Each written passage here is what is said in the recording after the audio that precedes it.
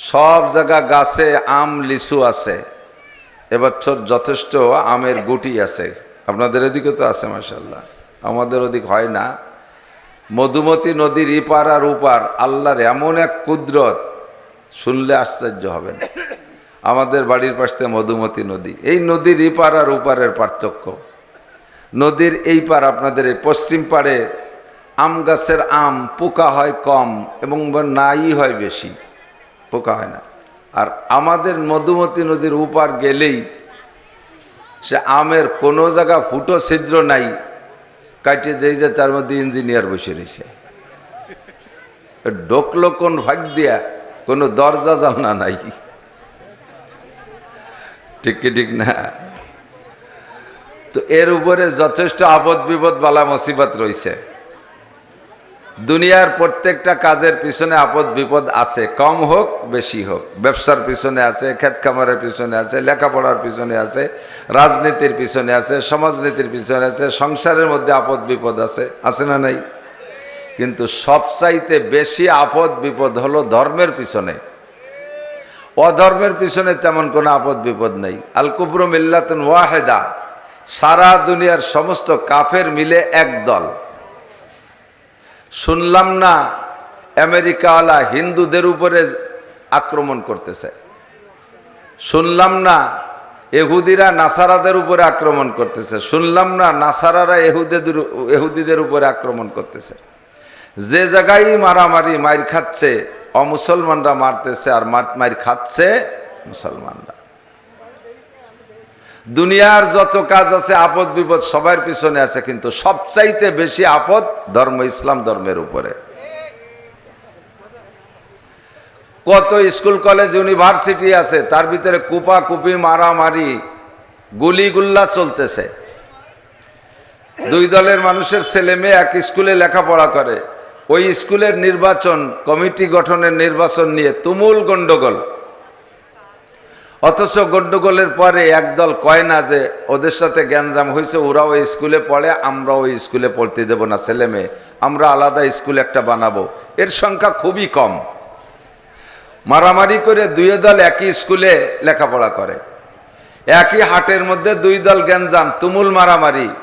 রাগ কইরে একদল চট করে আর একটা হাট খুব কমই মিলে, খুব কম, ওই হাটে একসাথে কেনা বেচা করে।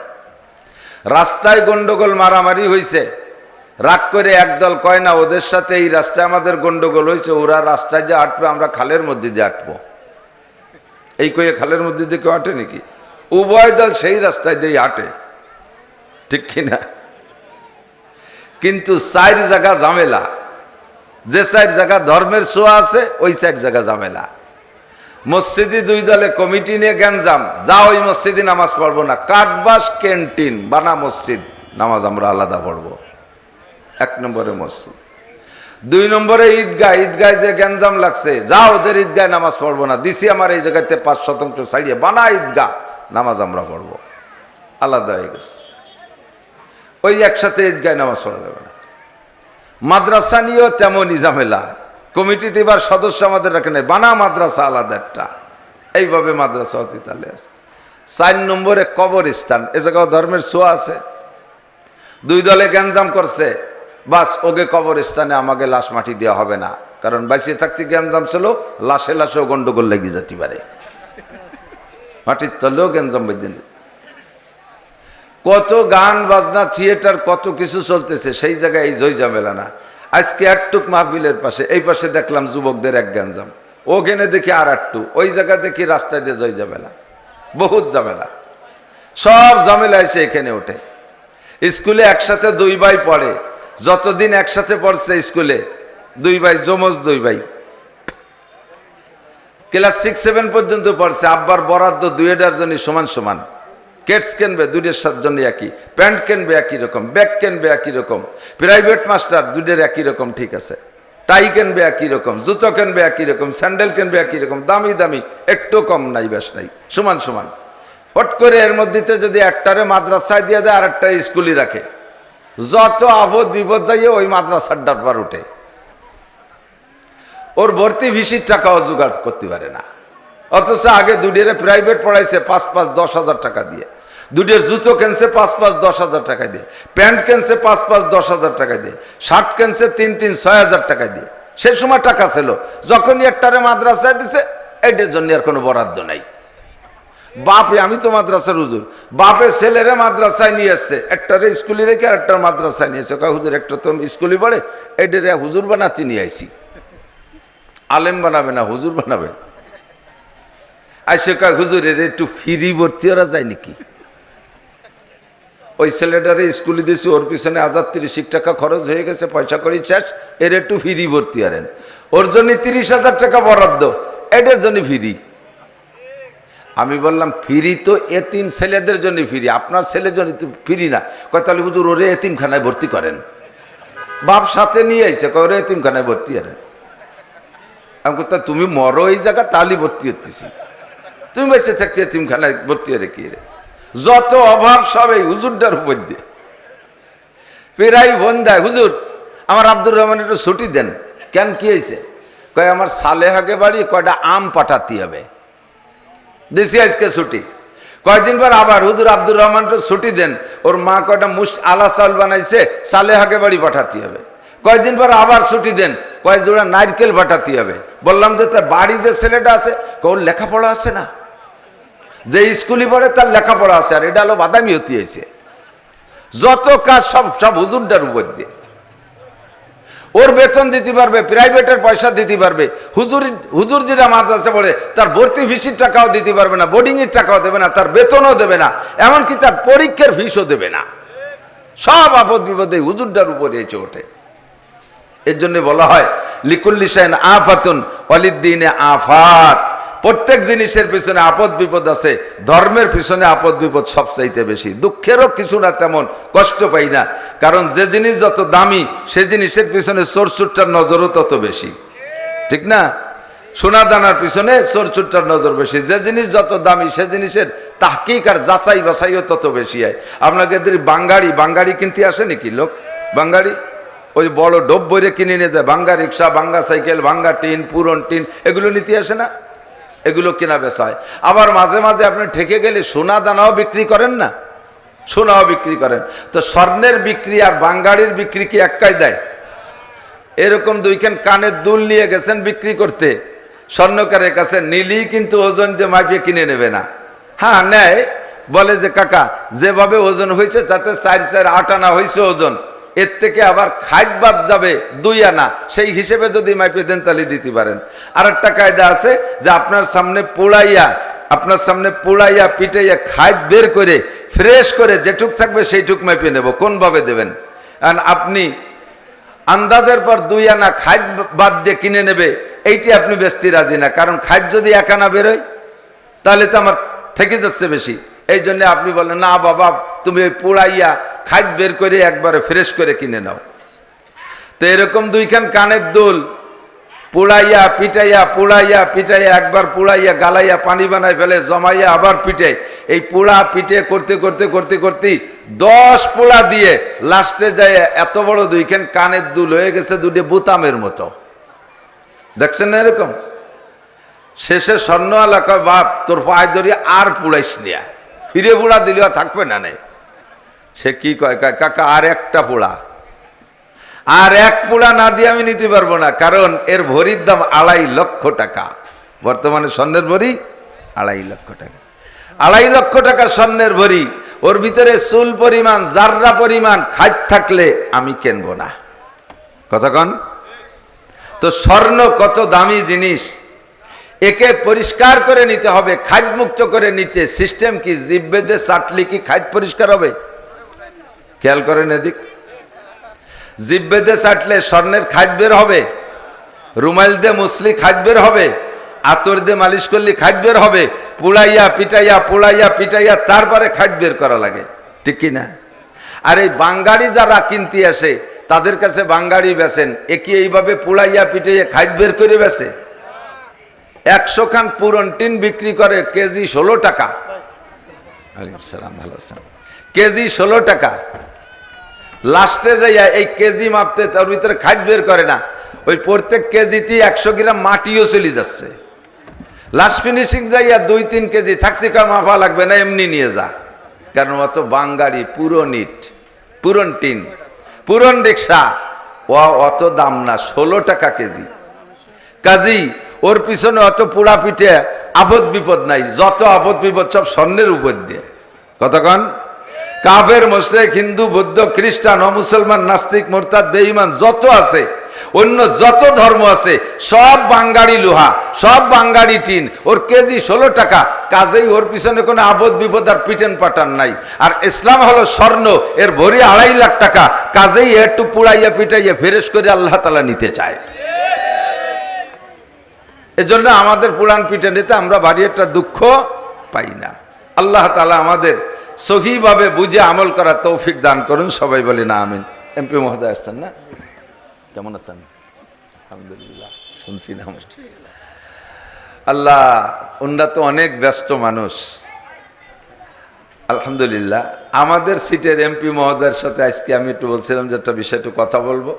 তা দেখলাম যে যেভাবে এই পাম্পে তেল নেওয়া লাগে লাইনের মতো দাঁড়াই রয়েছে। আমি বললাম যে হবে না, এই লাইন যেদিন শেষ হয় সেই দিন আসবো। অনেক ব্যস্ততা আল্লাহ বানায় দিছে, ব্যস্ততা দিয়ে দিছে। তো ব্যস্ততার ভিতরে যদি স্যারের ইচ্ছা থাকে যে হ্যাঁ ওনার প্রয়োজনীয় দুটো কথা উনি বলবেন, তাহলে বলারও সুযোগ আছে। আর যদি বলেন যে না উনি শেষ পর্যন্ত থাকবেন, মাহফিল আমাদের আখেরি দোয়া দিয়ে যাবেন, তাহলে সেটাও ওনার ইচ্ছা। হ্যাঁ জি, তাহলে ওনার ব্যস্ততা থাকলে স্যারকে মাইক দিলে, হ্যাঁ জি জি জি, মাইক দেন, একটু সালাম দেন, একটু সালাম দেন, মাইক ঠিক করে দেন। এই অপারেটর পেয়ে গেল।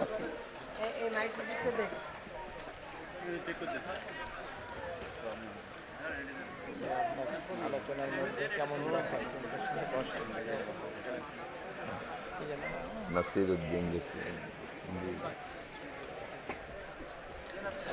হ্যাঁ জি।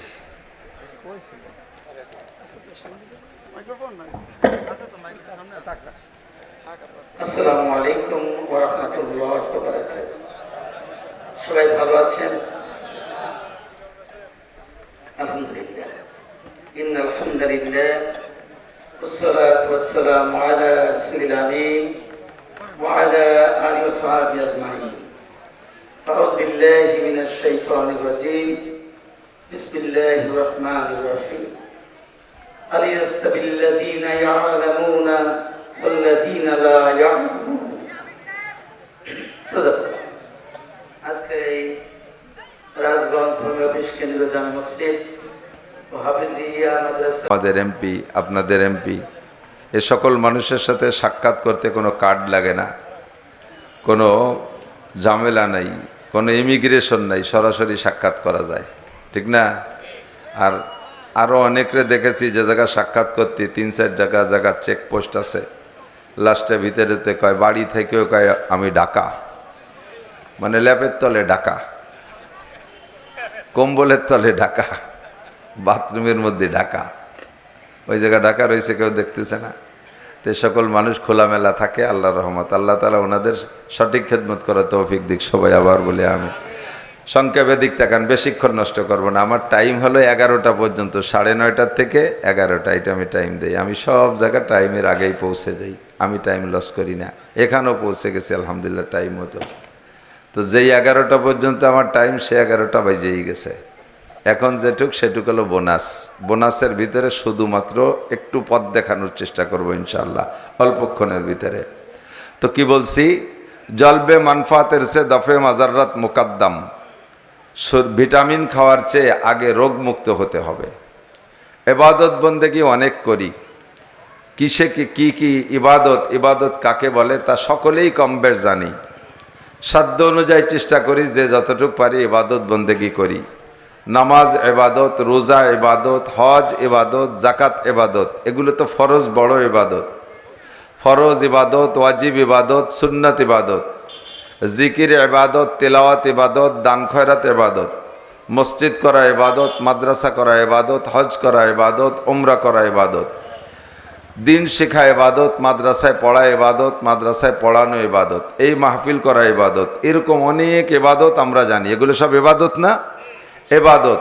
তো ইবাদতের দ্বারা আমি যে উপকৃত হব, আমার ইমানের, আমার রুহানি শক্তি বাড়বে, এগুলো সব ভিটামিন। এর দ্বারা আমার রুহানি ক্ষমতা বাড়বে, শর্ত হলো আমার রুহের সাথে যদি রোগ থাকে তাহলে এই সমস্ত ভিটামিনের দ্বারা রুহের শক্তি মোটা হবে না, রুহের শক্তি আসবে না, রুহ মোটা হবে না। কাজেই আমাকে আগে রোগ মুক্ত হতে হবে, তারপরে এই সমস্ত ভিটামিন। এজন্য আল্লাহ পাক রব্বুল আলামিন বলেন, ইনতাজতানিবু কাবাইরা মা তুনহাউনা আনহু নুকাফির আনকুম সাইয়্যাতিকুম ওয়া নুদখিলকুম মুদখালান কারীমা। মানুষ দুনিয়ায় আসার শুরুতেই মিস্টার ইবলিস আমাদের পরম শত্রু।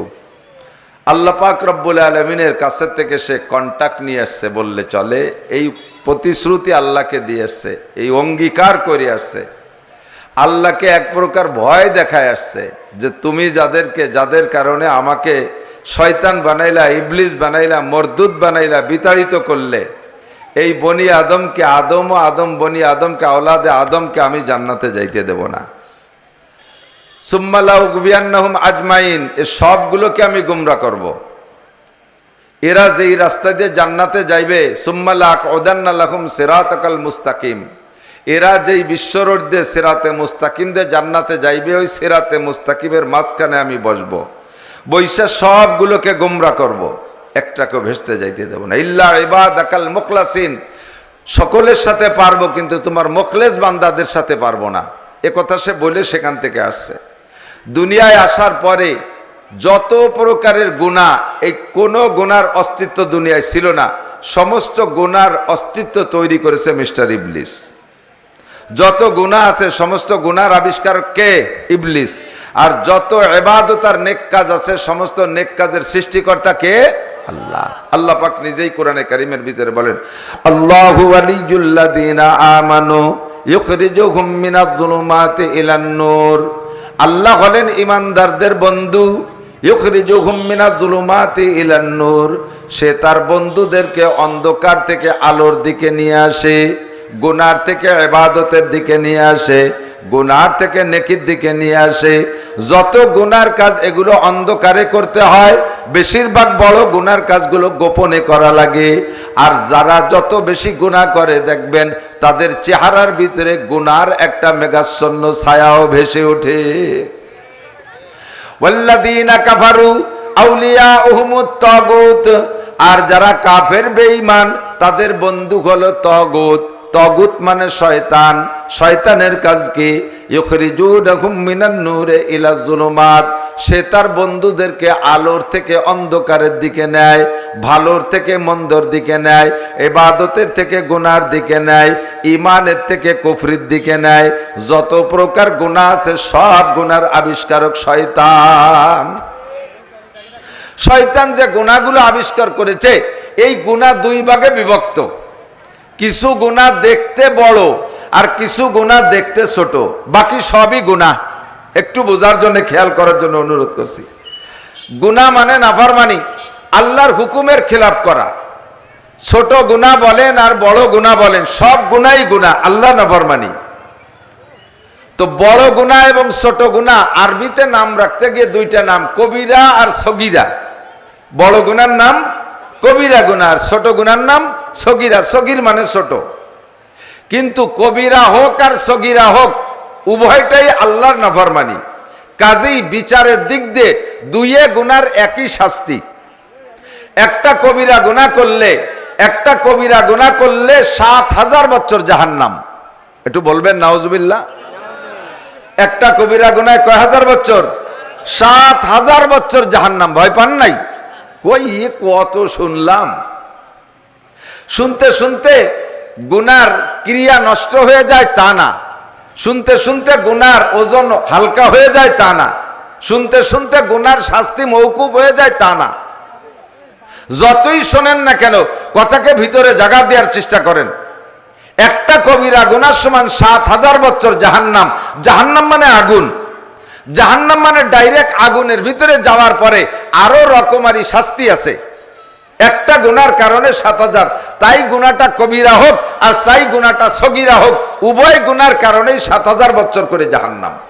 একবার মিথ্যে কথা বলবেন, একটা কবিরা গুনাহ একটা বিড়ি খাবেন একটা কবিরা গুনাহ, একটা সিগারেট খাবেন একটা কবিরা গুনাহ, একবার মদ খাবেন একবার একটা কবিরা গুনাহ, একবার গাঁজা খাবেন একটা কবিরা গুনাহ, একটা গীবত করবেন একটা কবিরা গুনাহ, এমন করে শত শত আছে কবিরা গুনাহ। মুখের ভিতরে 1000 দাড়ি আছে, 1000 দাড়িকে সম্পূর্ণ কেটে ফেলানোর নিয়ত কইরা আপনি ক্রিম মাখাইয়া, আপনি সাবান মাখাইয়া এবার খুর ধরছেন, বেলেট ধরছেন, কানের এখান থেকে দাড়ি শুরু হয়েছে, কানের চুলের সীমানার পর থেকে দাড়ি, এবার মুখে 1000 দাড়ি আছে, আপনি সম্পূর্ণ দাড়িগুলো কেটে ফেলছেন। কাটতে টাইম লাগছে মাত্র 2 মিনিট, 2 মিনিটের ভিতরে পুরো দাড়ি শেভ করে ফেলাইছেন। প্রত্যেক এক একটা দাড়িতে এক একটা কবিরা গুনাহ। আপনার মুখে যদি 1000 দাড়ি থাকে, গুনাহ তো নাই কতগুলো দাড়ি, 1000 দাড়ি থাকলে মাত্র 2 মিনিটের ভিতরে আপনি 1000 কবিরা গুনাহ ইনকাম করেছেন। 1000কে 7000 দিয়ে গুণ দেন, কত আসে? 1000কে 7000 দিয়ে গুণ দেন, 7 লক্ষ বছর জাহান্নাম, 7 লক্ষ বছর জাহান্নাম। মাত্র 2 মিনিটের ভিতরে আপনি 7 লক্ষ বছর জাহান্নাম ইনকাম করেছেন। বিড়ি যখন খেয়েছেন, একটা বিড়ি শেষ পর্যন্ত আপনার গুনাহ লেখা হবে, একটা বিড়ি সম্পূর্ণ খাইলে একটা কবিরা গুনাহ লেখা হবে। আপনাকে বিড়ি খাওয়া শেষ, আর ওই বিড়ির গুনাহ ওই সময় লেখা হবে না। একটা মিথ্যা কথা বলেছেন, একটা কবিরা গুনাহ, কথাটা বলা শেষ, গুনাহটা লেখা শেষ। একবার জিনা করেছেন, জিনা যতক্ষণ করছেন ততক্ষণ গুনাহ, জিনা করা শেষ আপনার আমলনামায়, আর ওই জিনার গুনাহ ওই মুহূর্তে লেখা হবে না। বাকি আপনার দাড়ি কাটার গুনাহটা হলো, মুখের যতগুলো দাড়ি আছে কাটতে 2 মিনিট সময় লাগছে, তওবা করে দাড়ি রাখার সিদ্ধান্ত নিয়ত করার আগ পর্যন্ত, তওবা করে দাড়ি রাখার পাক্কা নিয়ত করার আগ পর্যন্ত প্রত্যেক 2 মিনিটে আপনার মুখের দাড়ি সংখ্যা পরিমাণ কবিরা গুনাহ রেগুলার ফেরেশতারা লিখতে আছে। আপনি ঘুমিয়ে আছেন, ঘুমের মধ্যে প্রত্যেক 2 মিনিটে দাড়ি সংখ্যা কবিরা গুনাহ। আপনি নামাজ পড়তেছেন, নামাজের জায়গায় হচ্ছে, বাকি আপনার দাড়ি কাটার কারণে কবিরা গুনাহ। 2 মিনিটে প্রত্যেক 2 মিনিটে দাড়ি সংখ্যা পরিমাণ কবিরা গুনাহ। ঘুমিয়ে আছেন, তার মধ্যে কবিরা গুনাহ। খানা খাইতেছেন, দাড়ি কাটার গুনাহ লেখা হচ্ছে।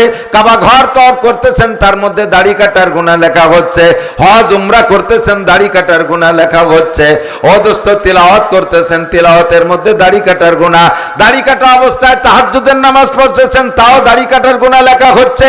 দাড়ি কাটা অবস্থায় তওবা করা ছাড়া শবে কদর, শবে মেরাজ, শবে বরাতে ইবাদত করতেছেন, ওই ইবাদতের মাঝে আপনার দাড়ি কাটার গুনাহ লেখা হইতে আছে। প্রত্যেক এক একটা দাড়িতে একটা কবিরা গুনাহ। একটুও ভয় পাইতেছেন না, একটুও ভয় পাইতেছেন না। আল্লাহু আকবার, সাবধান। তবে কবিরা গুনাহও 7000 বছর জাহান্নাম, সগীরা গুনাহও 7000 বছর জাহান্নাম। শুনলেন আর নাউজুবিল্লাহ বললেন, প্রশ্ন অবশ্যই থাকতে পারে, হয়তো কথার ফাঁকে জিজ্ঞেস করতে পারতেছে না। আপনার জিজ্ঞাসাটা আমিই করি। কবিরা গুনাহ যদি 7000 হয়, সগীরা গুনাহ যদি 7000 হয়, তো বড় গুনাহ 7000, ছোট গুনাহ 7000, তাহলে বড় ছোট পার্থক্য করে লাভ কি? নাকি বলেন? প্রশ্নের জবাব হলো, 1 কেজি পায়খানা, 1 কেজি ময়লা পায়খানা, এটা পাক না না পাক? কথা কয় না। 1 কেজি পায়খানা পাক না না পাক? 1 তুলা পায়খানা তো না পাক না, ওদি সগীরে গু। হ্যাঁ, অনেকখানি কবিরে গু, সে না পাক। অল্প একটু পায়খানা তো না পাক না? তাহলে এটাও যেমন না পাক, ওটাও ওই রকম না পাক, একটু বেশ কম না। খেয়াল করেন, 4 হাত লম্বা একটা কেউটো সাপ, কামড় দিলে মানুষ মরে। সাপে কাটা মানুষ মরতে দেখছেন কিনা? সাপে কাটছে মানুষ মারা গেছে, শুনছেন না, দেখছেন না? সাপে কাটলে মানুষ মরে। 4 হাত লম্বা একটা কেউটো সাপে কামড় দিয়েছে, মানুষ মরছে। 1 বিঘেতে একটা কেউটো সাপে কামড়ালি তো মরে না, ওদি সগীরে সাপ। কবিরে সাপে কামড়াইলেও মরে, এবং মরতে যে টাইম লাগে, সগীরে সাপে কামড়াইলেও মরে, এবং একই টাইমে মারা যায়। এটা যেমন বাস্তব, ও দোস্ত, কবিরা আর সগীরা গুনাহ। কবিরা গুনাহ 7000 বছর জাহান্নাম, সগীরা গুনাহ 7000 বছর জাহান্নাম। আল্লাহর এই ফয়সালা, এই সিদ্ধান্ত একটু ভুল না। কতক্ষণ? তবে আল্লাহ পাক সুযোগ করে দিয়েছেন। এদিক তাকান, আল্লাহ পাক বলেন, হে বান্দা, ইনতাজতানিবু কাবাইরা মা তুনহাউনা আনহু, তোমার দায়িত্ব দিলাম কবিরা গুনাহ। এই কবিরা গুনাহগুলোর থেকে তুমি বাঁচার চেষ্টা করো। নুকাফির আনকুম সাইয়্যাতিকুম, সগীরা গুনার দায়িত্ব আমি আল্লাহ নিলাম, সগীরা গুনাহগুলো আমি আল্লাহ ক্ষমা করে দেব। এর জন্য তওবা করা লাগবে না, এর জন্য আস্তাগফিরুল্লাহ পড়া লাগবে না, এর জন্য কান্নাকাটি করা লাগবে না।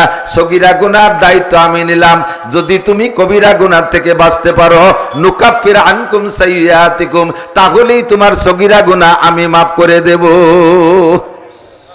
তুমি অ্যাভেলেবেল কবিরা গুনাহ করতে থাকবা আর আমি সগীরা গুনাহ মাফ করব, এইটা আমার সিদ্ধান্ত নয়। তুমি যদি কবিরা গুনাহ থেকে বেঁচে থাকতে পারো, নুকাফির আনকুম সাইয়্যাতিকুম, তোমার সমস্ত সগীরা গুনাহ আমি ক্ষমা করে দেব। আল্লাহ একেবারে মাংনা ফ্রি ক্ষমা করে দিবা? কয় না, একেবারে ফ্রি না, কিছু একটু লাগবে। কয় কি লাগবে? আল্লাহ কয় ওয়া আকিমিস সালাতা তারাফাইন নাহার ওয়া যুলাফাম মিনাল লাইল ইন্নাল হাসানাতি ইউযহিবনাস সাইয়্যাত। দিনে রাতে 5 ওয়াক্ত নামাজ পড়বা, আমার দিক, দিনে রাতে 5 ওয়াক্ত নামাজ পড়বা। আকিমিস সালাতা তারাফাইন নাহারি ওয়া যুলাফাম মিনাল লাইল, এই আয়াতের মাধ্যমে 5 ওয়াক্ত নামাজের কথা এসেছে। 5 ওয়াক্ত নামাজ যেই ব্যক্তি পড়বে, আল্লাহ কয় ইন্নাল হাসানাত, নেক আমলের ভিতরে সর্বসেরা নেক আমল খামসু সালাওয়াত, 5 ওয়াক্ত নামাজ। আর প্রত্যেকটা নেক আমলের স্বভাব হলো গুনাহকে খাইয়া দেয়, গুনাহকে ধ্বংস করে দেয়। 5 ওয়াক্ত নামাজ পড়লে ওই ব্যক্তির আমল নামায় একটা সগীরা গুনাহ দিনের শেষে থাকে না। নবী পাক বলেন 3টে ইবাদত আমার দিক, মুরব্বীরা সাক্ষী দেন, এদিকের পানিতে, টিউবওয়েলের পানিতে আয়রন আছে নাকি আমি জানি না, আয়রন আছে না? আয়রন, এখন তো আয়রন মুক্ত করার জন্য প্রযুক্তির অনেক ফিল্টারিং ব্যবস্থা হয়েছে। আমাদের প্রথম সময় ছোটবেলায় আমি ফুকরো মাদ্রাসায় পড়াইতাম, ফুকরো মাদ্রাসার টিউবওয়েলের পানি এমন আয়রন, কাঁচের গিলাস বা কাঁচের জগে, কাঁচের বোতলে, প্লাস্টিকের বোতলে 1 ঘন্টা পানি আটকায় রাখলে মনে হতো না যে টিউবওয়েলের পানি, মনে হয় যেন ছাগলের পেশাব, এরকম লাল, খাওয়াই যেত না, ঘন হয়েছিল। তো এই প্রযুক্তির ফিল্টারও ছিল না, যা একটু ফিল্টার আসছে গরিব মানুষ আমরা কিনেও ব্যবহার করতে পারতাম না।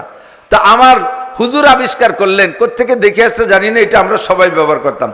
বাঁশের চটা দিয়ে ফ্রেম বানাইয়া, হ্যাঙ্গার বানাইয়া 5টা হাড়ি দিয়ে এই আয়রনের পানি ফিল্টার করতাম। যারা কেউ দেখলে সাক্ষী দিতে পারেন, 5 হাড়ি। এই 5 হাড়ি কেমন? প্রথম একটা হাড়ি ভরে টিউবওয়েলের ওই আয়রনওয়ালা পানি উপর থাকে, ওর 5টা ছিদ্র করে 2 নম্বর তাকে আর একটা হাড়ি, তার ভিতরে বালু, বালুওয়ালা হাড়িরও 5টা ছিদ্র করে একটু নেকড়া ভরে দেওয়া হতো, ফুটায় ফুটায় পড়তো, কলকলায় পড়লি পর আবার সেরি পারে না। বালুর হাড়ির নিচে আর একটা হাড়ি, তার ভিতরে থাকতো কয়লা, কয়লার হাড়িরও তলা ছিদ্র, তার নিচে আর একটা হাড়ি দেওয়া হতো, তার ভিতরে পাথর। এই হাড়িটারও তলা ছিদ্র, ওইটাতে পানি নিংড়ে যাইয়া 5 নম্বর হাড়ির মধ্যে জমা হতো। এই পানি আয়রনও মুক্ত, লবণও মুক্ত, আর্সেনিকও মুক্ত, একেবারে ডিস্টিল ওয়াটার হয়ে যেত, পানি খুব পাতলা হয়ে যেত, ব্যাটারিতে ব্যবহার করা যেত, এত ভালো পানি হয়ে যেত। কথা কন? তো প্রথম ফিল্টারের জন্য 1 নম্বর হাড়ির ভিতরে বালি, 2 নম্বর হাড়ির ভিতরে কয়লা, 3 নম্বর হাড়ির ভিতরে পাথর, সেম কোয়ালিটি। নবী পাক বলেন তোমার জিন্দেগীর সমস্ত সগীরা গুনাহকে আল্লাহ তাআলা ফিল্টার করার জন্য 3টে ফিল্টার রাখছে। 1 নম্বরে as-সালাওয়াতুল খামস, দৈনন্দিন 5 ওয়াক্ত নামাজ। আমার হাতের দিকে তাকান, প্রত্যেকের হাতের আঙ্গুলকে ফাঁকা করলে আঙ্গুলের ফাঁকার সেটিং এরকম হবে, সব ফাঁকাগুলো সমান না। 8-এর মাথায় ফজরের নামাজ, 8-এর মাথায় জোহরের নামাজ, আসর, মাগরিব, ইশা। 5 আঙ্গুলের মাথায় 5 ওয়াক্ত নামাজ, বৃদ্ধাঙ্গুলের মাথা আর শাহাদত আঙ্গুলের মাথা একটু ফাঁকা বেশি। এরপরে আসর, মাগরিব, ইশা পর্যন্ত ছোট ছোট ফাঁকা। নবী পাক বলেন যেই ব্যক্তি 5 ওয়াক্ত নামাজ পড়বে ঠিকঠাক মতো, 2 নামাজের মাঝখানে যত সগীরা গুনাহ, 2 নামাজে সব সগীরা গুনাহ খেয়ে ফেলে। ফজর থেকে জোহর অবশ্যই চলার পথে সগীরা গুনাহ হবে, জোহর থেকে আসর সগীরা গুনাহ হবে, আসর থেকে মাগরিব সগীরা গুনাহ হবে, মাগরিব থেকে ঈশা সগীরা গুনাহ হবে। 8-এর মাথায় যদি ফজর হয় আর 8-এর মাথায় যদি ঈশা হয়, এবার ঈশার থেকে সারা রাতের একটা লম্বা গ্যাপ, সারা রাতের লম্বা গ্যাপ, এই পাশের গ্যাপের চাইতে এই গ্যাপটা বড়। 5 ওয়াক্ত নামাজের মাঝখানে এই গ্যাপে গ্যাপে যত সগীরা গুনাহ হবে, 1 নম্বরে বালির ফিল্টার, তোমার সব সগীরা গুনাহ সাফ। 2 নম্বর ফিল্টার ওয়াল জুমুআতু ইলাল জুমুআহ, গত জুমায় নামাজ পড়েছেন, আবার আগামী জুমায় নামাজ পড়বো ইনশাআল্লাহ। আল্লাহ বাঁচায় রাখলে জুমার নামাজ পড়বো তো। গত জুমায় নামাজ পড়ছেন, আগামী জুমায় নামাজ পড়বেন, মাঝখানে 6 দিন কয়লার ফিল্টার, মাঝখানে 6 দিন কয়লার হাড়ি। এই 5 ওয়াক্ত নামাজের ফাঁকের পরও যদি আয়রন কিছু থাইকে যায়, আয়রন কিছু থেকে যায়, 2 জুমার নামাজের ওসিলায় মাঝখানে 6 দিনের সব গুনাহ সাফ। এরপরও যদি আয়রন কিছু থাইকে যায়, সব সগীরা গুনাহ, এরপরও যদি সগীরা গুনাহ থাইকে যায়, 3 নম্বর ফিল্টারের হাড়ি হলো পাথরের হাড়ি। নবী পাক বলেন রমাদান ইলা রমাদান, গত রমজানে রোজা রেখেছো, আগামী রমজানে রোজা রাখবা, মাঝখানে কয় মাস? 11 মাস।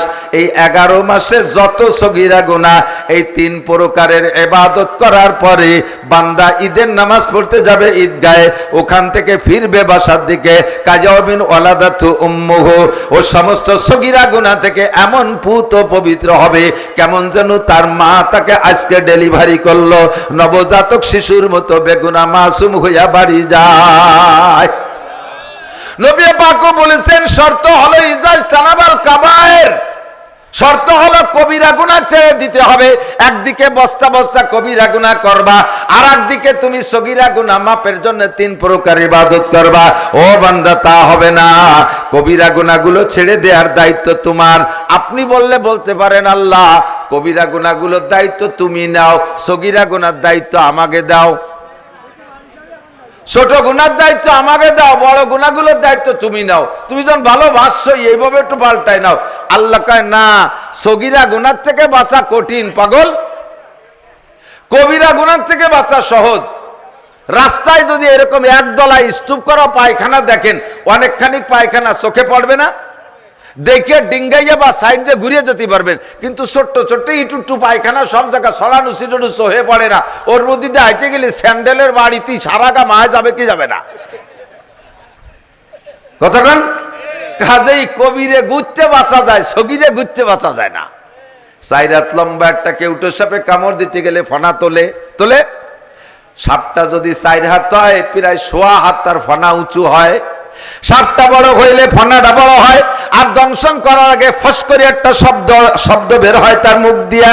সাপটা বড় হয়, ফনাটা বড় হয়, চোখে পড়ে দেখা যায়, শব্দটা বড় হয়, কানে আসে শোনা যায়, জাম করে লাফ দিয়ে আত্মরক্ষা করা যায়, বাঁচা যায়। কিন্তু সাপটা যদি ছোট হয়, কেউটো সাপ তো কামড় দিলি তো 2 সাপে কামড়ালিয়ে মরবো, কিন্তু সাপটা যদি ছোট হয়, তার ফনাটা ছোট হয়, দেখা যায় না, ফসটা আসতে হয়, কানে আসে না।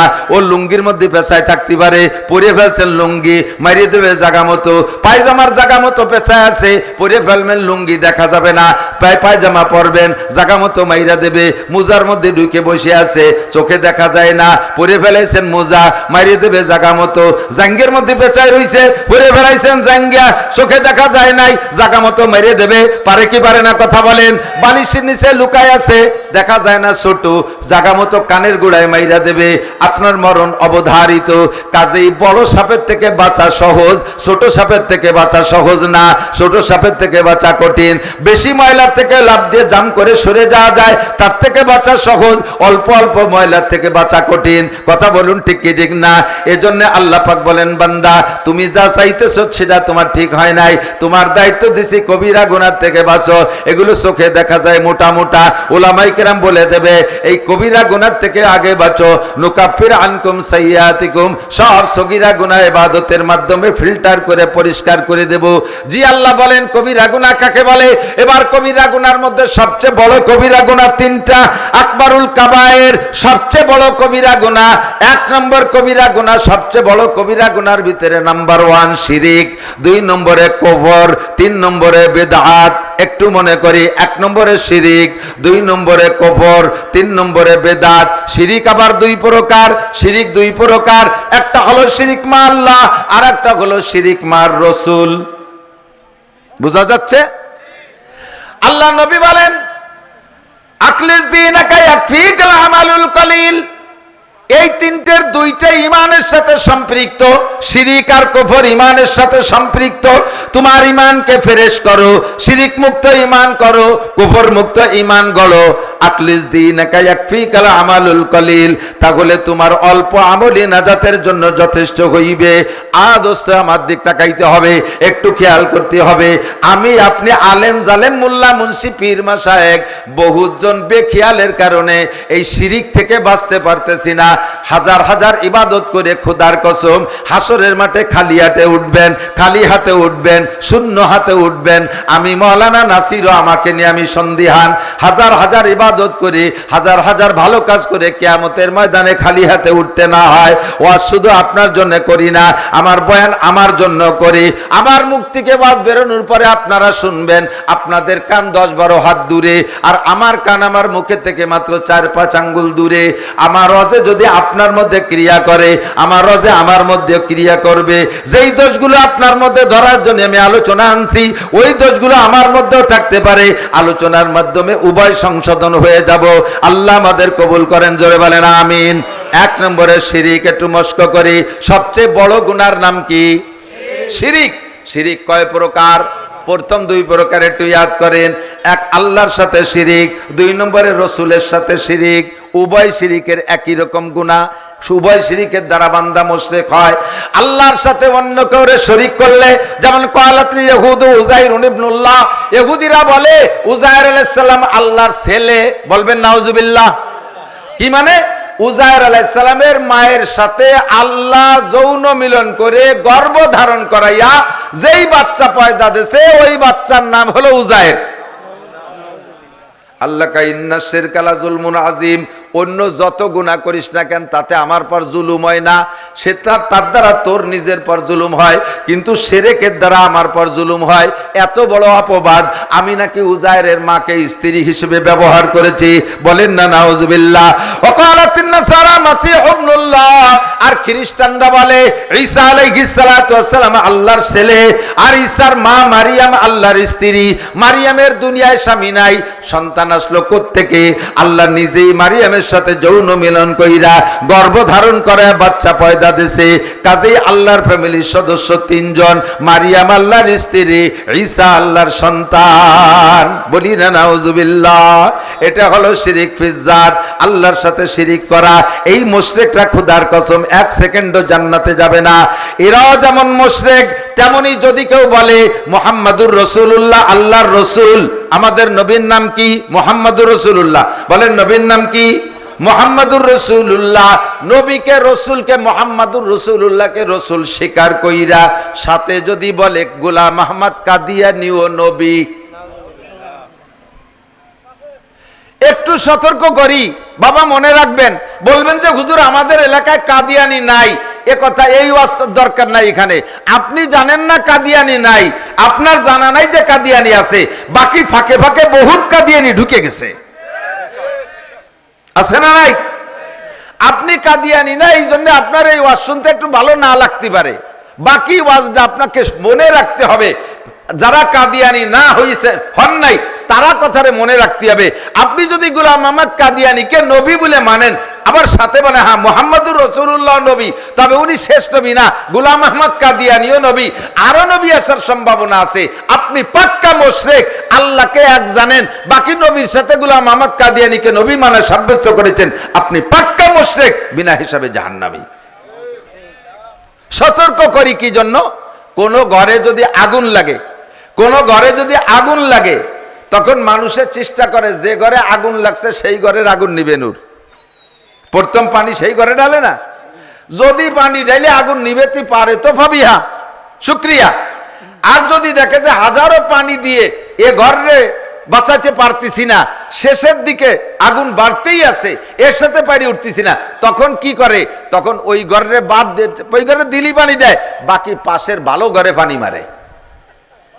কতক্ষণ পাশের ভালো ঘরে পানি মারে না, যে ঘরে আগুন লাগে নাই। এখন যদি কোনো বুদ্ধিমান এসে কয় হ্যাঁ এ ঘরে আগুন লাগে নাই, সেই ঘরে পানি দিচ্ছে, যে ঘরে আগুন লাগছে সেইটাই পানি ডালো। আরে বেটা ডালছি, তুই তো আসছিস যেই মাত্র, ওর সাথে পারতিস না, ও ঘরের দাবি ছাড়িয়ে দিছি। এখন ওই আগুন যাতে পাশের এই ভালো ঘরে না লাগে, এই জন্য এই কয়খানটা ভিজেই রাখতে হবে।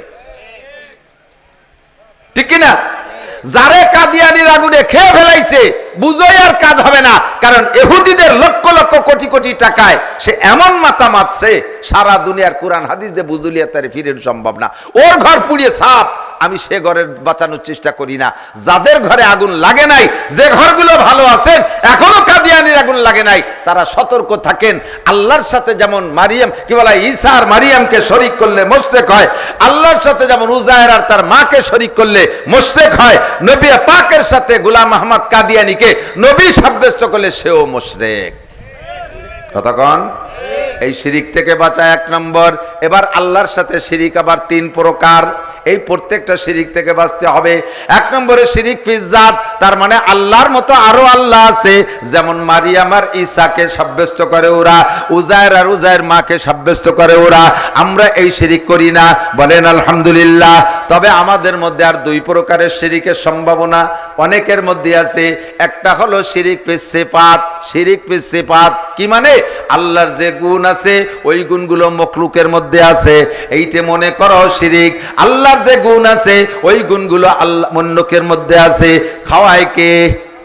বলেন কে? বাঁচায় কে? মারে কে? সুখ দেয় কে? শান্তি দেয় কে? যতবার আল্লাহ বলবেন 4000 করে নেকি পাবেন। ক্ষমতা দেয় কে? কেড়ে নেয় কে? ফসল দিছে কে? কেড়ে নেয় কে? রব আমার কে? সন্তান দেয় কে? আবার নাও দেয় কে?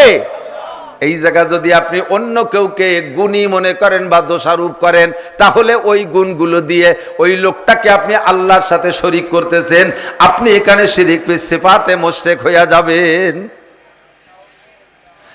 ছেলে দুটো চাকরি করে বিদায় সাইডে ভাত খাচ্ছি, তাহলে যাকে ছেলে নাই তারা তো ভাত খায় না। কতক্ষণ?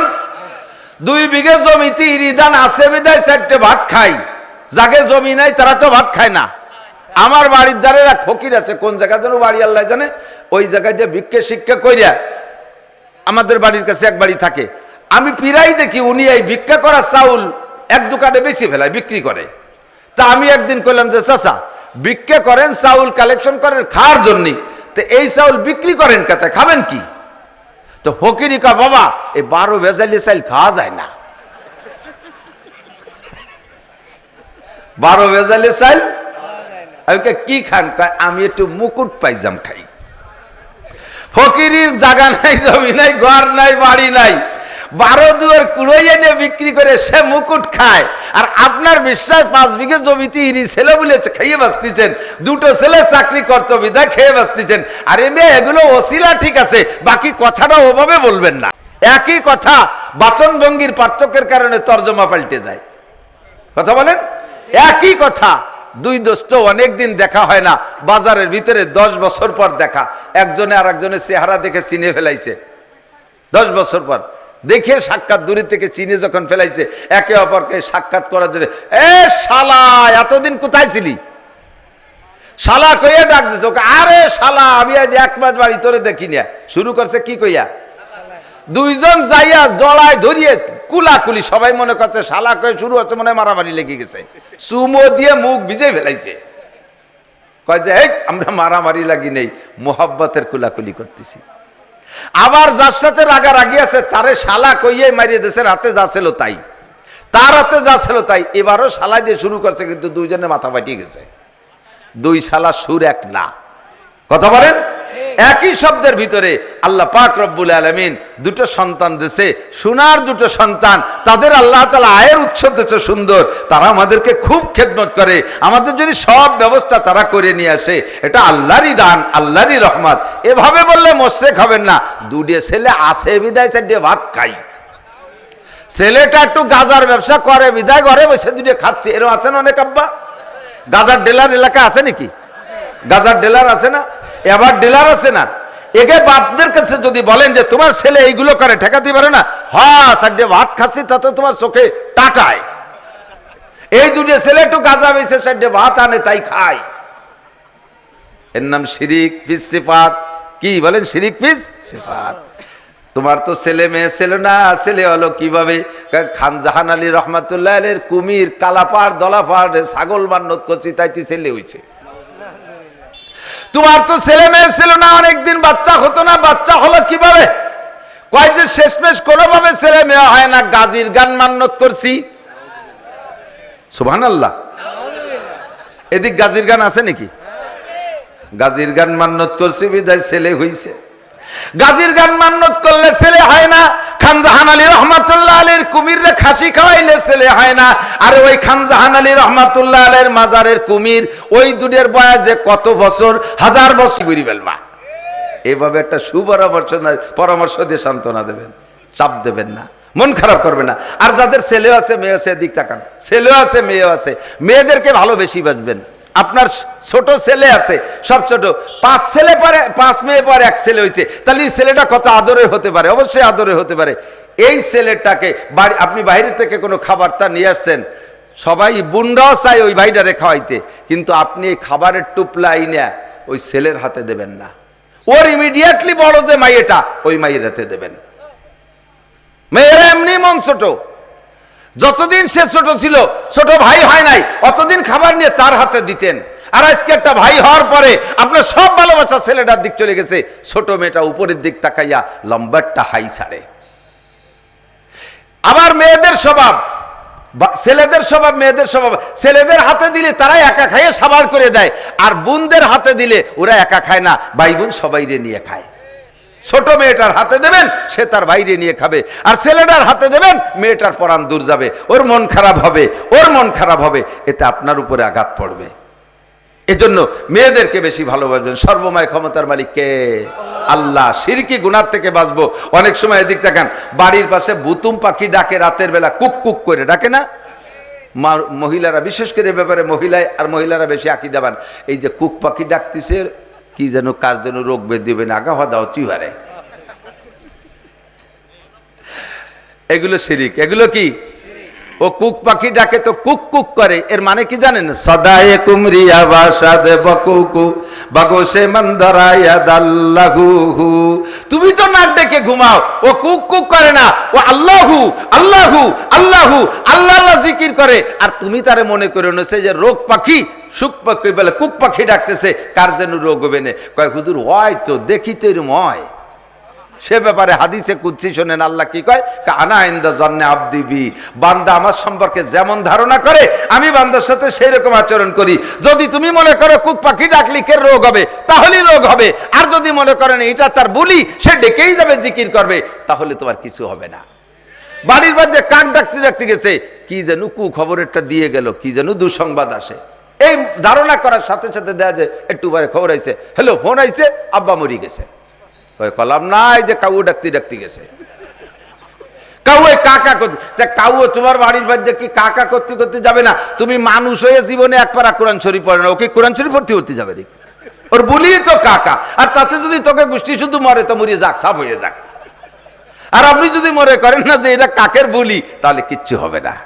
বাড়ির থেকে বেরোনোর সময় কোনো তাই যদি পায়ে হোঁচট খায়, মানুষ এটাকে যাত্রা অশুভ বলে, তাই না? কুলক্ষণ বলে। পায়ে হোঁচট খাইছে, বাধা খাইছে, যা যাবে না, যাত্রা অশুভ। এটা হিন্দুরা বেশি বিশ্বাস করে, মুসলমানরা সেই আকীদায় বিশ্বাসী। জুতা বাইতে মাচায় উঠা যাবে না, লক্ষ্মী বেজার হয়।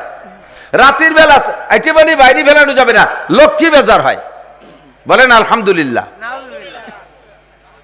লক্ষ্মী বেজার হয়, আমি যা শিয়ে দিই এইটি আগে কন। লক্ষ্মী বেজার হয় এইগুলো করলে, বলেন আলহামদুলিল্লাহ। তাও কয় না, এটা কোন একটু আমার সাথে। এই কাজ করলে লক্ষ্মী বেজার হয়, বলেন আলহামদুলিল্লাহ। কেন আলহামদুলিল্লাহ? লক্ষ্মী কি মুসলমানদের না হিন্দুকে? তা আমরা যে কাজ করলে লক্ষ্মী বেজার হয়, তাতে আল্লাহ খুশি হয়। তাহলে এ জায়গা নাউজুবিল্লাহ না আলহামদুলিল্লাহ? ওই বিশ্বাসের উপরে নাউজুবিল্লাহ, ওই বিশ্বাসের উপরে নাউজুবিল্লাহ। স্যান্ডেল জুতো পরে মাথায় উঠা যাবে না, লক্ষ্মী বেজার হয়। অবশ্যই উঠবো, কারণ আমি যদি জুতো পরে মাথায় উঠলি লক্ষ্মী বেজার হয়, তা লক্ষ্মী বেজার হলে আল্লাহ খুশি হয়। রাতের বেলা আইটেবানি বেলাইলে লক্ষ্মী বেজার হয়, তাতে আল্লাহ খুশি হয়। যত আইটেবানি সব বাইরে রাত্রির বেলাবো, কতক্ষণ?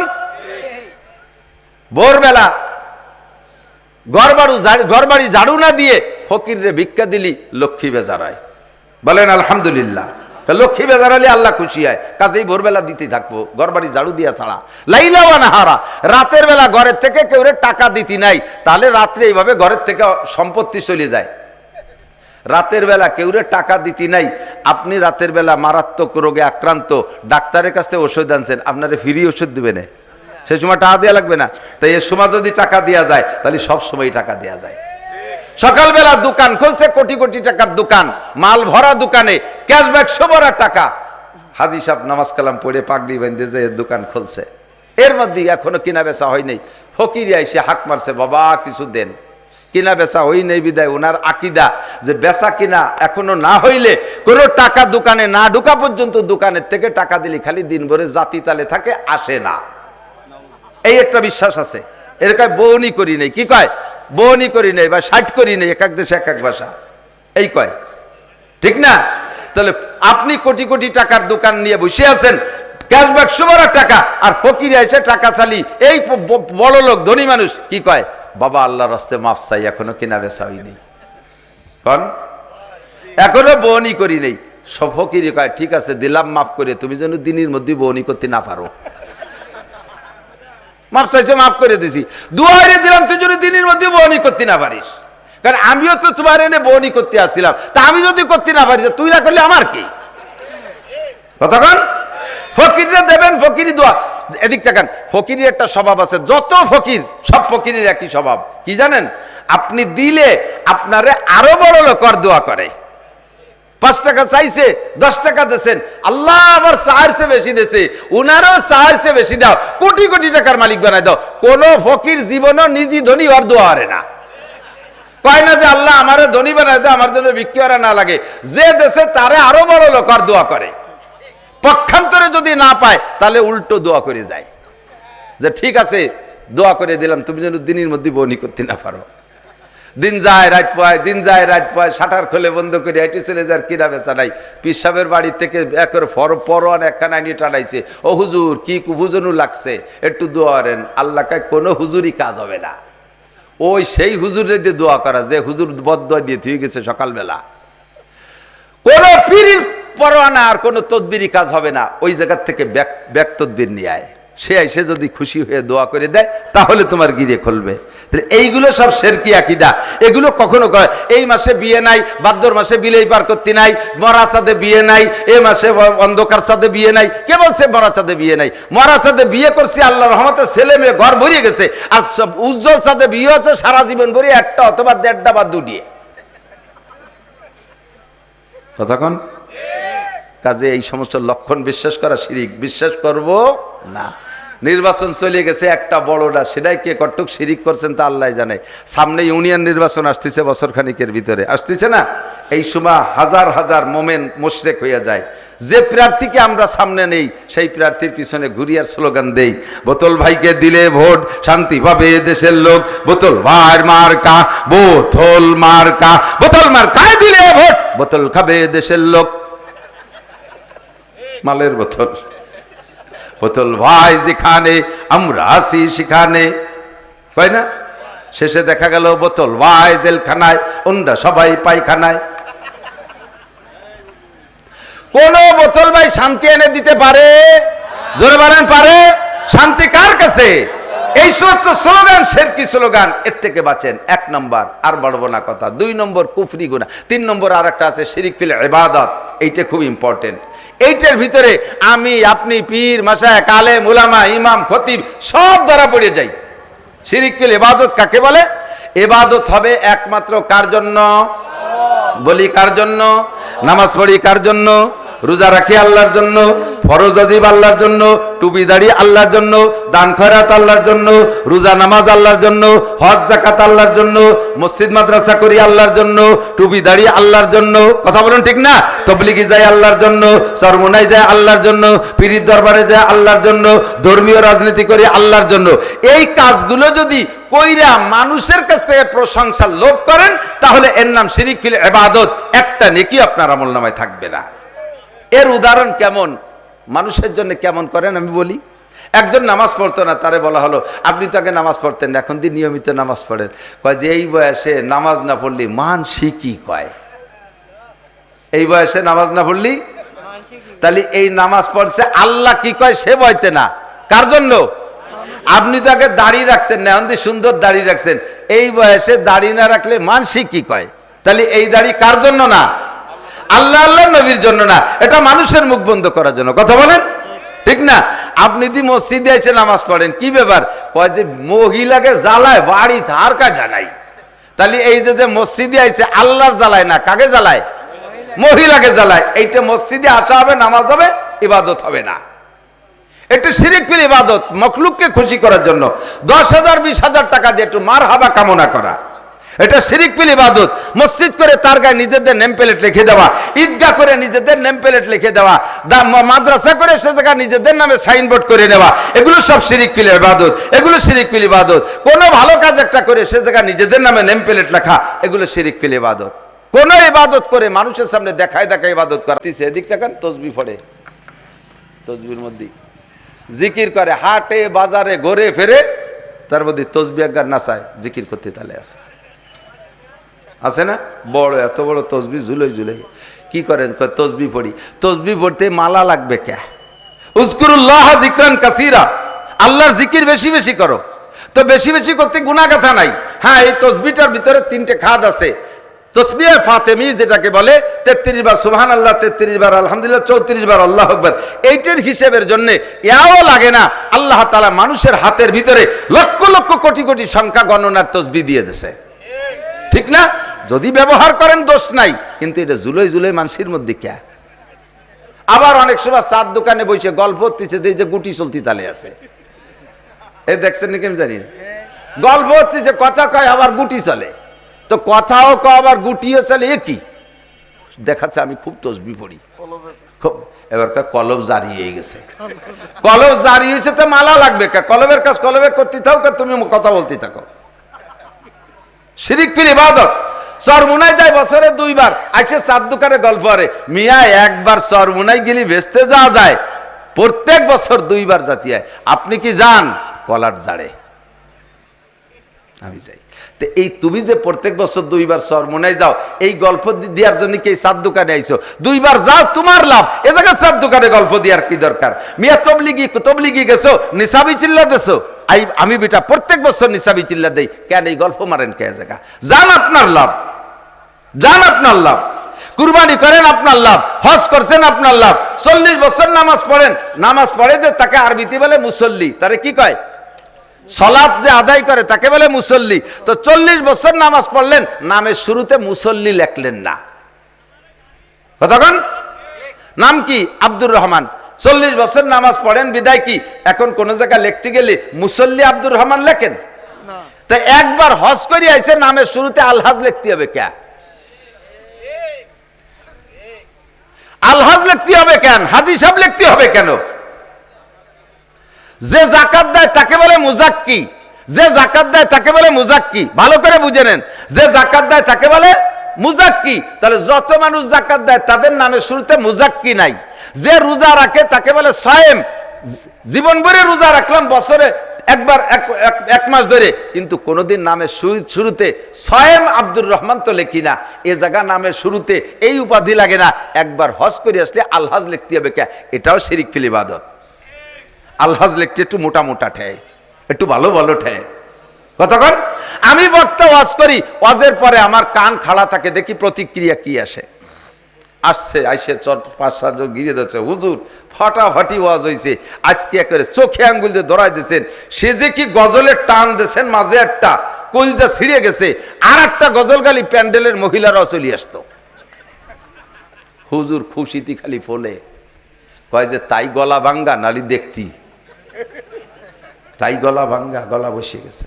একজন কয় তোরে দিয়ে খুব ভালো দেওয়া যাচ্ছে, কয় তাই 3 দিন নাই নিয়ে, 3 দিন গোসল করি নে, তাই এরকম দেখা যাচ্ছে। আর গোসল করলে কিরম দেখা যেত?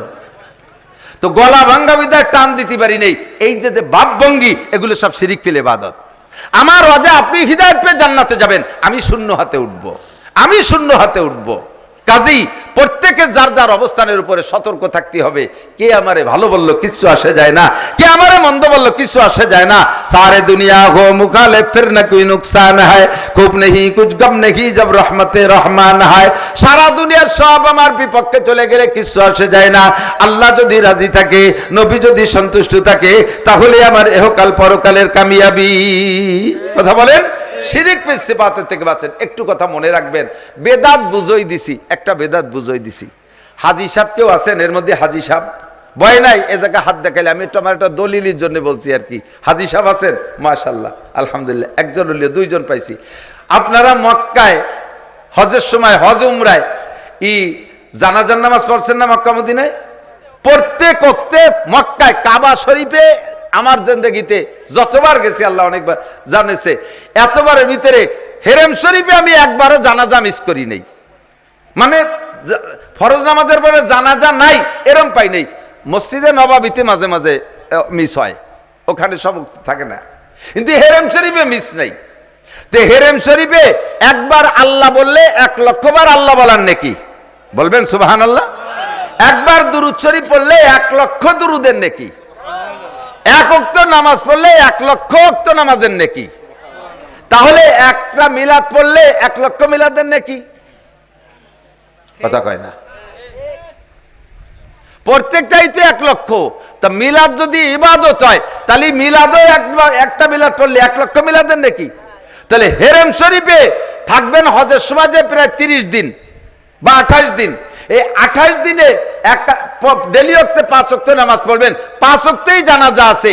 একটা জানাজার পরেও শুনবেন না যে 4 দিন পরে মিলাদ আছে। একটা জানাজার পরেও 4 দিন পর মিলাদের ঘোষণা আসে না। এমনকি বাদশাহ আব্দুল্লাহ, এই সালমান তো বর্তমানে মুহাম্মাদের বাপ সালমান, মুহাম্মদ কিন্তু প্রেসিডেন্ট না, হলো যুবরাজ, ওর বাপ হলো বাদশাহ সালমান, বেঁচে আছে, এখনো মরে নাই। এই সালমানের আগে তার ভাই ছিল কি বলে আব্দুল্লাহ। আব্দুল্লাহ মারা গেছে 16 সালে। আমি সে সময় সৌদি আরব, রিয়াদে জানাজা হয়েছে, আমিও সে সময় রিয়াদ ছিলাম। পরে শুক্রবারে হেরেম শরীফে গেছি, মনে মনে ভাবতেছি যে বাদশাহ মারা গেছে আর হেরেম শরীফে মিলাদ, তো ঝাঁকা ডাকা মিলাদ হবে, জিলাপি তো বাংলাদেশ থেকে আসবেই। এই অপেক্ষায় মনে মনে অপেক্ষা করে বসে আছি, বিরিয়ানি টিরিয়ানি হবে। খুতবার ভিতরে বাদশার একটু প্রশংসা হলো, আর খুতবার মধ্যে কিছু দোয়া হলো, নামাজের পরে হাত উঠিয়ে মোনাজাতটাও হলো না। মিলাদ তো দূরের কথা, যে দেশের বাদশার উপরে সারা দেশের মানুষ খুশি, কোটি কোটি টাকা তাদের অভাব নাই, তারা মিলাদটা দিল না। কেন দিল না? নিশ্চয়ই কোরআন হাদিসের নাই বিদায় দিল না। সুন্দর করে বুঝাই দিলাম, আপনিও বুঝলেন। তাহলে যেহেতু কোরআন হাদিসে নাই, মক্কা মদিনায় পড়ে না, আমার আব্বা মারা গেলেও মিলাদ দেব না, আজকে জায়গা থেকে বুঝে গেলেন এটা বেদাত। কিন্তু কয়দিন পর বাপ মারা গেছে, ওই ছেলেই জানাজার মাঠে দাঁড়ায় কয়, আজকে কি বার? সোমবার, মঙ্গল, বুধ, বৃহস্পতি, শুক্র, আগামী শুক্রবারে সবাই আপনারা আমাদের বাড়ি আসবেন, দুপুর বেলা আসবেন, দুপুরে খানা খাবেন, আমার আব্বার জন্য দোয়া করবেন। এখন যদি তারে কেউ কয় যে তুই না সেদিন শুনি আসলি যে 4 দিনের দিন মিলাদ বেদাত, তা আবার ঘোষণা দিলি কে? কই শুনছি তো, বুঝি, একেবারে কিছু না করলে মানসি কি কয়। এই যে মানসি করার জন্য 2টা গরু জবাইতে খাওয়াইছেন, গরুও খাওয়া হবে, খাওয়া হয়ে যাবে, খুদার কসম একটা নেকি হবে না, কারণ এই খাটা আল্লাহর জন্য খাওয়ার নাই, এটা খাইছেন। মানসি কি বলবে সেই কথা মানুষের মুখ বন্ধ করার জন্য, এর নাম শিরিক ফিল ইবাদত। আমি শুধু কতগুলো জুজ সামনে আনলাম বুঝার জন্য যে কোন কোন জায়গায় আমরা শিরিক ফিল ইবাদত করে থাকি। খুব সাবধান। এজন্য হুজুর বলেন, আকলিস দীনাকা ইয়াকফিকাল আমালুল কালিল, তোমার ঈমানকে খাঁটি করো, অল্প আমলই নাজাতের জন্য যথেষ্ট হইবে।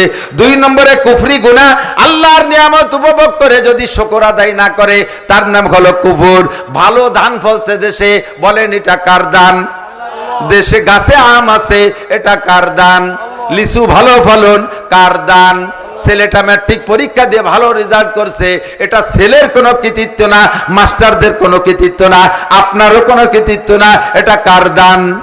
বলবেন না কার দান? ভালো রেজাল্টের পরে শুকর আদায় করবেন আলহামদুলিল্লাহ, মাস্টারদের প্রশংসা করবেন না, মাস্টারদের, প্রাইমারি মাস্টারদের, প্রাইভেট মাস্টারের প্রশংসা হবে না, প্রশংসা পাবে আল্লাহ। মানুষে যখন বিপদে পড়ে তখন একমাত্র মুখলিসিন আলাহুদ্দিন, আল্লাহকে ইখলাসের সাথে ডাকে, যখন বিপদ থেকে মুক্তি পেয়ে যায় তখন শিরিক করা শুরু হয়ে যায়। ফাইদা রাকিবু ফিল ফুলকে, আমার দিক, ফাইদা রাকিবু ফিল ফুলকে দাউল্লাহ মুখলিসিন আলাহুদ্দিন। বড় নদী সাগরের ভিতরে অথবা বড় পদ্মা নদীর ভিতরে, এরকম বড় নদীর ভিতরে যখন তুমুল ঢেউ ছাড়ে, লঞ্চ বা নৌকায় ছিলেন, এরকম বিপদে পড়ছেন নাকি আমি জানি না, পড়ছেন নাকি জানি না, মুরব্বীরা যখন পদ্মা নদীতে ব্রিজ ছিল না তখন তো পার হইছেন, মাঝে মাঝে বড় ঢের মধ্যে পড়ছেন না, বলেন সেই সময় আল্লাহরে ডাকছেন, ওই ডাকের মধ্যে কোনো ভেজাল ছিল নাকি? ওই সময় ডাকের মধ্যে কোনো ভেজাল নাই, দুনিয়ার কেউ নাই। আমি কুষ্টিয়া গেছি, আল্লাহর দরগা একটা জায়গা আছে কুষ্টিয়া, ওই জায়গা মসজিদের মধ্যে দেখি এক বুজুর্গ বসে বসে তসবিহ টিপতেছে মাগরিবের নামাজের পরে। ইমাম সাহেবকে হুজুর একটু দেখে আসেন। দেখলাম লোকটা এরকম দাড়ি টাড়িয়ে খুব সুন্দরভাবে নামাজ পড়ে। বলে কি দেখাইলেন? কয় যে ওই লোকটা 3 বছর আগে নাস্তিক ছিল, আল্লাহ বলতে কেউ আছে বলে বিশ্বাস করতো না। তারপরে এত ভালো হলো কি রে? কয় উনি ওই ক্লাসের কতগুলো নাস্তিক গুছাই নিয়ে কুয়াকাটা গেছে, কক্সবাজার গেছে। কক্সবাজার যাইয়া সমুদ্রের সমতল দেখছে, সমুদ্রে ঢেউ নাই, পানি নীরব, বোট একটা নিয়ে চলে গেছে সাগরের ভিতরে বহুদূর। আর সাগরের খেলা পরিবর্তন হতে সময় লাগে না। উন্ডা যখন ভিতরে বহুদূর চলে গেছে, হঠাৎ করে মেঘ আইসা তুমুল ঝড় আর ঢেউ। এবার ঢেউতে কখন উপরে উঠে নিয়ে যায়, আবার বোট পানির তলে চলে যায়। এই সময় উন্ডা তো আল্লাহরে বিশ্বাস করে না, কেউ ডাকবে কারে? কার কাছে দোয়া করবে? কার কাছে বিপদ থেকে উদ্ধার হবে? তো হঠাৎ করে উনার মুখ দিয়ে বেরোয় গেছে আল্লাহ, উনার একার না, সবটাই নাস্তিক একবারে বলে উঠছে আল্লাহ তুমি বাঁচাও। এরপরে তো আল্লাহ বাঁচাইছে, কিনারায় আসছে। এই কয় নাস্তিক গবেষণায় বসছে আল্লাহ অবশ্যই আছে, নইলে যে আল্লাহরে বিশ্বাস করি না, বিপদের মধ্যে ইচ্ছাকৃত ভাবে না, কেউ শিখিয়ে দিল না, তার নামটা কেন মুখ দিয়ে বের হলো? কথা কন না, তার নামটা কেন মুখ দিয়ে বের হলো? নিশ্চয়ই আল্লাহ আছে, আমি আপনি বুঝি আর না বুঝি। ও দোস্ত, এই সময় সাগরের ভিতরে যে আল্লাহরে ডাকছে, এই ডাকের মধ্যে কোনো ভেজাল নাই। ফাইজা রাকিবু ফিল ফুলকে দাউল্লাহ মুখলিসিনা লাহুদ্দিন ফালাম্মা নাজ্জাহুম ইলাল বাররি ইযা হুম ইউশরিকুন। যখন কিনারে উঠে যায় সেই সময় শিরিক শুরু করে। কি কইয়া? আইল যে ধরছিল, বাপ রে বাপ, ও না হলে নৌকো কোনো মতে টেকতো না। মেশিনে যে বসা ছিল তারও টেকনিক কম না। এগুলো সব শিরিক শুরু হয়ে গেছে। কতক্ষণ? বাচ্চা যখন পেটে ডেলিভারির সময় প্রত্যেক মহিলা আল্লাহরে ডাকে ইখলাসের সাথে, আল্লাহ তুমি ছাড়া উপায় নাই, আল্লাহ তুমি ছাড়া উপায় নাই। যখন ডেলিভারি হয়ে গেছে এরপরে শিরিক শুরু করে। ধাত্রীটা বড় অভিজ্ঞ, সব গুণাগুণ সব ধাত্রীর মধ্যে চলে গেছে। ডাক্তার বড় ফার্স্ট ক্লাস, এমন সুন্দর পোজ দিয়েছে একটু টের পাই নেই।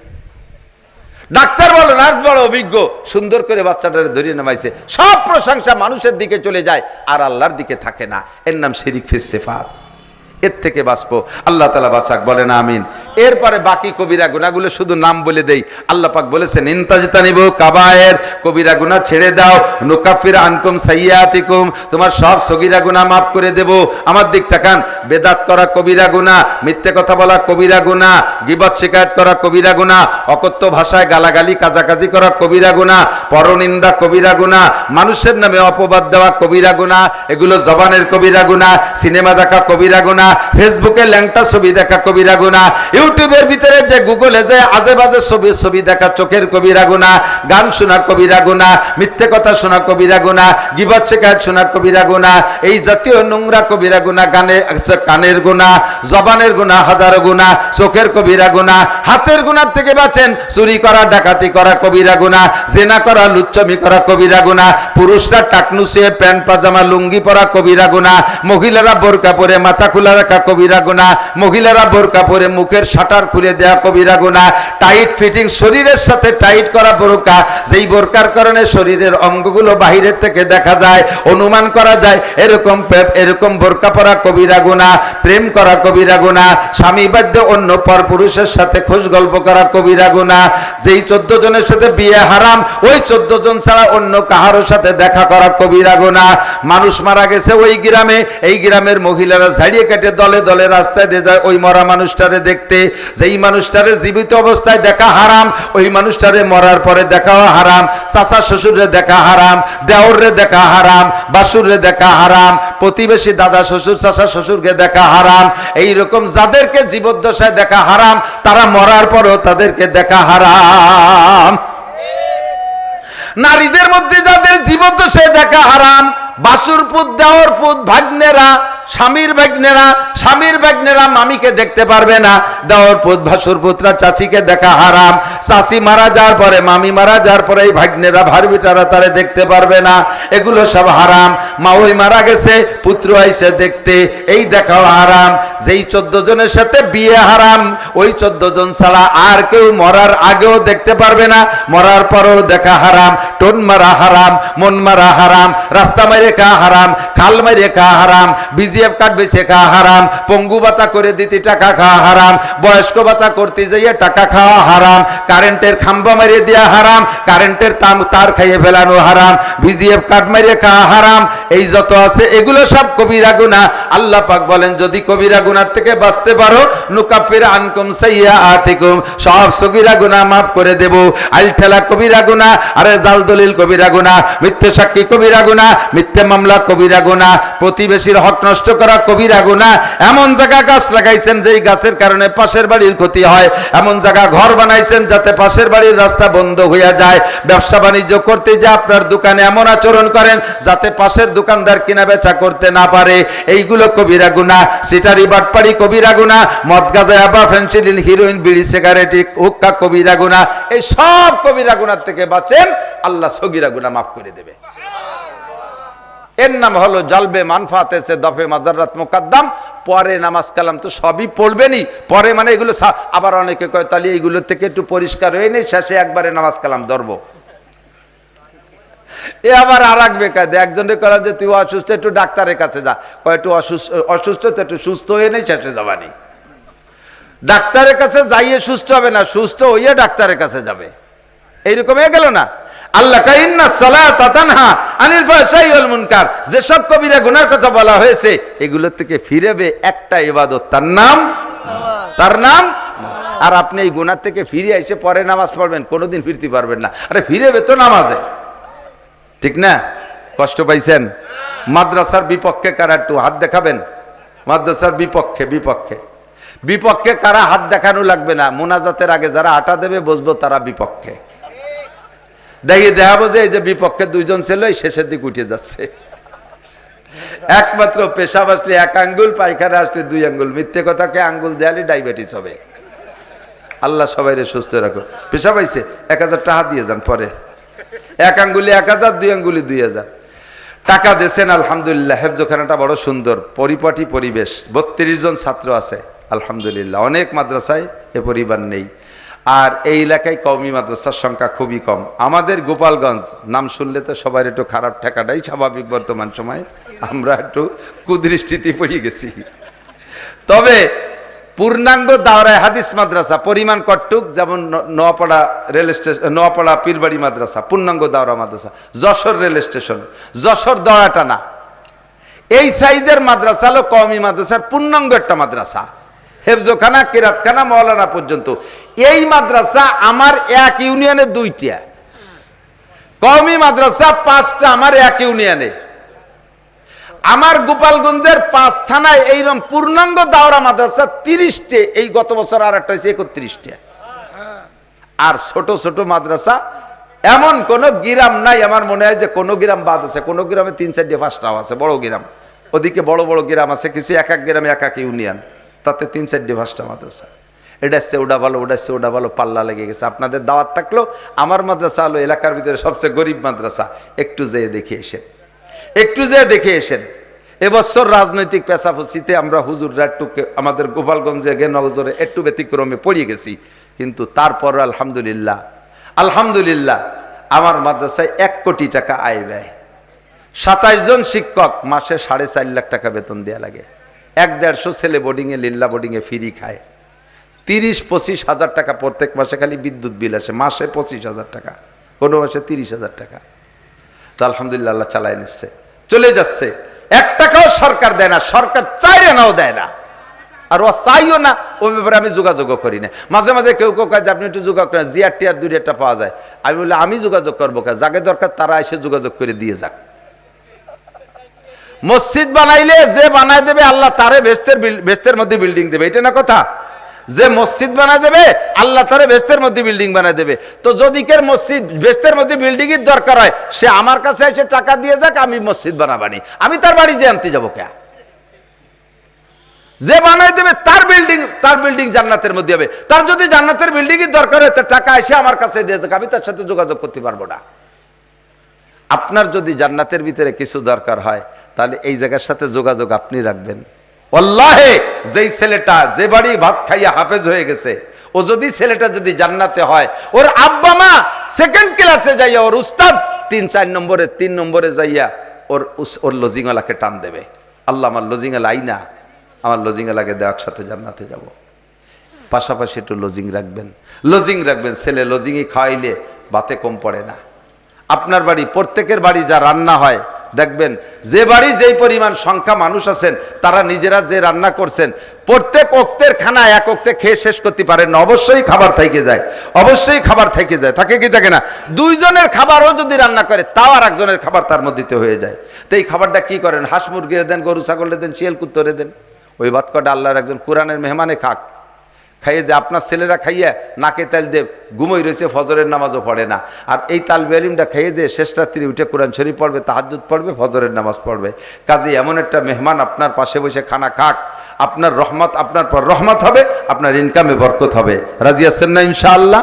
তো কালেকশন হুজুর যা করছে ফাবিহা আলহামদুলিল্লাহ। আপনাদের আমাদের আজকের পকেটে যেই টাকাটা বড় টাকা আছে, একটু দেখবেন নাকি কার পকেটে কোন টাকাটা বড় আছে। নগদের পর সিজনের শেষ, মনে হয় এরপরে আর এলাকায় সিজনের মাহফিল তেমন হবে না। আবার যে সামনে কাতি অগ্রাণ পুষ মাসে হবে, প্রায় 5-6 মাস বিরতি থাকতেছেন। মোহাব্বত করে একটু দেখেন, দেন আর না দেন, পকেটের টাকাটা একটু বের করে আমার একটু দেখান যে হুজুর এই যে আমার পকেটে 1000 টাকার নোট আছে, দেবো না, খালি দেহাই আবার পকেটে থুয়ে দেন, তার কাটিয়ে নিতে পারতেছি না। 500 টাকার নোট একটু দেখান, আছে নাকি একটু দেন না, বের করি আমি, পরের টাকা দেখলে স্বাস্থ্য ভালো হয়। এই যাও ভলেন্টিয়াররা যাও, একটু বের করে ধরেন, ছাত্ররা যাইতেছে, ভলেন্টিয়াররা যাচ্ছে, বিসমিল্লাহ করে দিয়ে দেন। সিজনের শেষ কালেকশন। আমরা দোয়া করি আল্লাহ আগামী মাহফিলও আমাদের সকলকে অংশগ্রহণ করার তৌফিক দান করো, বলেন আমিন। আল্লাহ সবাইরে সুস্থ রাখো, হায়াতে তুমি বাড়াই দাও। এই যে গেছে কালেক্টররা জামার কোরস পাতেন, হাতে নিয়েন না, এই জামার কোরস পাতেন 1000। ও চমৎকার, আল্লাহ সবচেয়ে বড় নোট পেয়ে গেছি। মাসুদ ভাইকে আল্লাহ হায়াতে তবে বাড়ায় দাও। আব্দুল্লাহ ইবনে মাসউদ রাদিয়াল্লাহু তাআলা আনহুর সাথে জান্নাতি করে দিও। হালাল ভাবে লাখ লাখ কোটি কোটি টাকার মালিক বানায় দাও। আর যদি কেউ থাকেন একটু লেখায় দেবেন, তাও দিতে রে, এই যে ভাই 200 টাকা দিয়েছে, দোয়া করব হজের নিয়তে দান করেন, ইনশাআল্লাহ আল্লাহ তাআলা বরকত দান করবে।